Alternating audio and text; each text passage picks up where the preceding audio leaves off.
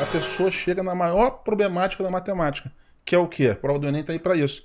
Interpretação. Exato. Eu não sei eles, Como mas tem interpretação de texto, tem a interpretação... maior coisa que chega para mim assim, cara, me ensina a interpretar. Isso. É a maior dor do aluno. Não é a maior dor do aluno? Como interpretar questões. Isso daí não é ensinado em colégio nenhum. Você não aprendeu, ninguém aprendeu. Não. Você aprende interpretação lá na gramática, no português. A matemática é 2 mais 2, equação é básica, logaritmo, matriz. Agora, chega no Enem, tá lá 10 linhas pro cara ler. Dentro das linhas, as informações, resolva. E aí? Trava. Então, aí, hoje, a maior dor, sem dúvida, tem gente que acha que melhora a interpretação de problemas matemáticos lendo Machado de Assis. Cara, tem que ler mais Machado de Assis aqui pra interpretar, porque é interpretação de texto. Aí o cara fala, tem que ler bastante pra saber interpretar texto. Só que um texto de um enunciado de uma questão é diferente de um texto literário. Claro. Né? Então, não tem nada a ver uma coisa com a outra, porque tem gente que fica perdidinha, né, na hora de estudar. Então, uma coisa é você ler Machado de Assis, outra coisa é você ler uma bula de um remédio, outra coisa é você ler um problema de matemática do Enem. Tem muita questão do Enem também que é contextualizada de uma forma muito estranha, que você não tem informação alguma lá no texto, né? Que também é uma sacanagem. O cara bota, às vezes, uma questão de uma página inteira, um texto gigante pra nada. Então, a dica, quando o cara vai fazer o Enem, sempre é partir pro comando da questão, que é o último parágrafo. Sim. Tem o último parágrafo da questão, que é o que ele pede, o que você tem que fazer na questão. E aí, quando você lê direto o comando, você já lê o texto com a maldade de saber o que ele quer, né? Entendi. Então tem essa dica aí para as pessoas que estão... Agora, eu vou pegar um gancho no que o Paulo falou. Eu acho que um recado até para todos os professores do Brasil...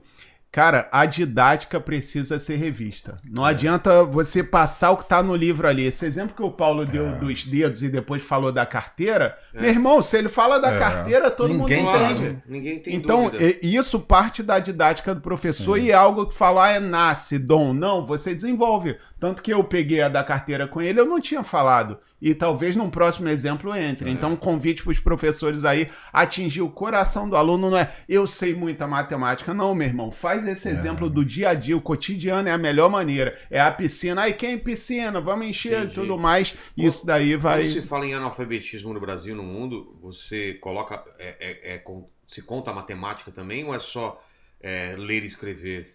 Porque também tem um analfabetismo de matemática, a gente chama... né? Eu não sabia fazer o básico, né? Analfabetismo matemático. Tem isso. Chama. O Brasil, ele é um dos piores países nas avaliações internacionais. Então, sempre quando tem um programa internacional de avaliação chamado PISA, que faz provas aí anuais que medem conhecimento do mundo inteiro. Aí o Brasil tá sempre na rabeira. Tá sempre atrás da Argentina, do Chile, comparando com os países. Ou em tudo? Na matemática, principalmente. É um dos piores países em termos de... como é que posso dizer? De saber matemático conhecimento, no mundo. Conhecimento matemático. E matemática básica, que o Curió falou aqui tão bem, né? De saber aquela básica, as operações, fração, porcentagem, tudo isso é muito básico que as pessoas nem o básico sabem. Entendi. Eu queria fazer uma pergunta, não sei se é muito da área de vocês, mas uma pergunta do início do ser humano, da gente... A matemática, ela nasce com a gente, ela é uma coisa inventada. Quando que aparece a matemática e por que ela aparece? Era uma necessidade e a gente achou? Ou a gente nasce com esse pensamento? Porque é uma coisa tão louca, né? Você vê que os caras, quando vão fazer contato ou procurar vida em outro planeta, eles imaginam que uma vida inteligente chegou também na matemática. Tanto que eles passam questões... Sim. Aquele da Voyager foi com aquele disco de ouro lá, com várias informações, e tinha alguma coisa de matemática, porque ele imagina que se uma civilização tem um certo conhecimento, vai chegar uma hora na matemática. Quando que acontece isso? Cara, nós só chegamos até aqui porque o ser humano ele tem uma capacidade muito boa cerebral de perceber padrões. Então você imagina o cara lá atrás, onde não havia ainda escrita, nada disso, o conhecimento tinha que ser passado de forma empírica, né? Só falando de geração em geração. Sim. Mas eles perceberam os padrões. Então, o primeiro padrão que as pessoas percebem quando estão na natureza é olhar para o céu e observar as estrelas e perceber as estações do ano, né? Então, sabe-se que aquilo é um ciclo. Todo ano, aquilo ali se repete. né? Não se Entendi. tinha noção de ano, não se tinha noção de números ainda, né? Para dizer que tem 12 meses, não sei o quê. Mas o ser humano percebeu que tinha esse padrão. E esse padrão se O repetia. sol nasce, vem à noite, Exato, mais ou é. menos o mesmo tempo. As estações do ano, é. bonitinho ali, saber quando vai plantar, quando vai colher, os animais como se comportam, né, para poder sair para caçar. Então tudo isso é prévio, é antes da escrita. Agora, com a invenção da escrita, aí o negócio degringolou, né? E só respondendo também. Mas se fazia contas, assim, tipo... vamos caçar um animal ou dois? Quantas pessoas vão Não, comigo? não. Como que era isso? Vamos dizer assim, né? Antigamente você não tinha, né? Isso. Parabéns, professor. Bom, respondendo a tua pergunta, a matemática, na minha concepção, é uma invenção humana, tá? Mas de quê? De observação da natureza.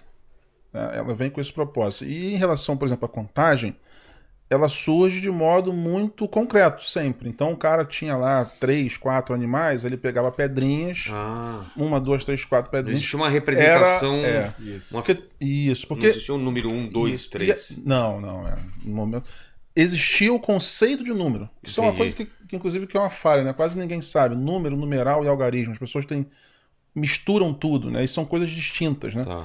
Então, por exemplo, quando eu te falo para você aqui, ó, eu não estou escrevendo, não estou fazendo nada. Mas eu sei que aqui tem uma quantidade de 100 jujubas. Certo. Isso é número. 100 jujubas. 100 jujubas. Um conceito mental. E aí eu quero escrever isso agora. Em algum momento a escrita surge e aí eu preciso criar uma linguagem. E aí eu crio os algarismos, né? E aí eu vou lá, eu criar o algarismo de 0 a 9, vou começar a fazer a representação. Então eu utilizo os algarismos para escrever o numeral. Então o que eu escrevi aqui é um numeral, que representa a quantidade que é o número. Então é mais ou menos assim que a coisa surge, né, em segundos aqui contando uma história toda, e que é muito legal, porque vai de encontro a isso. Porque isso é uma coisa básica, que você chega hoje para um aluno, dificilmente, número, numeral, algarismo, mesma coisa. E não são coisas distintas, né? Então, assim, mais uma falha nossa de formação e de passar isso para os alunos corretamente. E essas falhas depois tornam-se dificuldades grandes. Porque o cara vai chegar lá, falou de número, numeral, algarismo, ele não sabe exatamente a diferença. Pronto, ele vai achar que aquilo é difícil, né? Eu já discordo do Paulo em relação à matemática ser inventada ou descoberta. Para mim, é um pouco dos dois. Porque é o que eu falei, né? No passado, o ser humano ele observava os padrões. Isso tudo é uma descoberta. O cara está descobrindo, né? Ele está descobrindo os padrões, ele está observando a natureza. Então, aquilo não é uma invenção. Invenção só foi uma invenção quem acredita, né, em Deus, que inventou todo o que a gente mora aqui, onde a gente está, né? Agora, a invenção vem na parte que o Paulo falou, da linguagem. A linguagem, né? A lógica da coisa. E representar a representação. A invenção é isso. da matemática nesse sentido. Então, para mim, claro que o fenômeno observável existe. Então tem um pouco dos dois aí. Tem um pouco da observação, da descoberta e tem um pouco da invenção humana.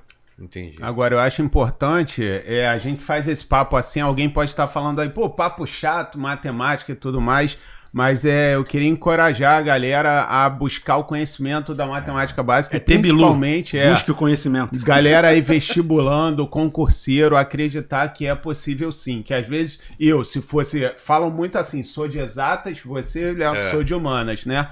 Então eu penso muito em resgatar quem é de humanas até conseguir o objetivo, que às vezes você não precisa aprender matemática para se tornar professor, mas você tem o objetivo lá de ser médico, de ser engenheiro, ou seja, passar em alguma prova, e essa matemática básica ela pode ser absorvida sim, sem muitos detalhes, que a gente gosta, não é obrigado todo mundo gostar. Então eu tenho muito medo disso, de repelir a galera no meu linguajar. Entendi. Eu tento abraçar e trazer, falar, meu irmão, tu acha difícil? Calma aí, troca essa ideia comigo. E aí fazer mais um exemplo, foi perfeito da carteira que você falou, aqui ó, não entendi nada, tá bom, pega aqui, acabou. dá R$2 aí. Troca ali o cenário. Acabou. Entendi. É isso. Isso é uma coisa que a gente costuma fazer. É o resgate. Acho que nós três, a gente tem essa coisa mesmo de tentar justamente fazer de forma diferente. Então, por exemplo, se você olhar pra mim, qual estilo musical você acha que eu curto? Bossa Nova. Gosto bastante. Mas, por exemplo, eu gosto muito de rock. E eu não curto funk. Mas quando eu resolvo fazer uma música para cantar meus alunos, adivinha o que eu fiz? Um funk da trigonometria. Porque não se trata também de mim. Não se trata do meu gosto. Eu tenho que chegar na realidade deles, né? A identificação dele. E isso é uma barreira que sempre existiu. O professor, ele Você ficava sabe de cabeça ali, alguma música aí? Funk? É. Agora. Não, de trigonometria. Funk, Manda. O funk da trigonometria dele bombou, milhões É de mesmo? views. Manda aí. Quer fazer? Alguém faz o...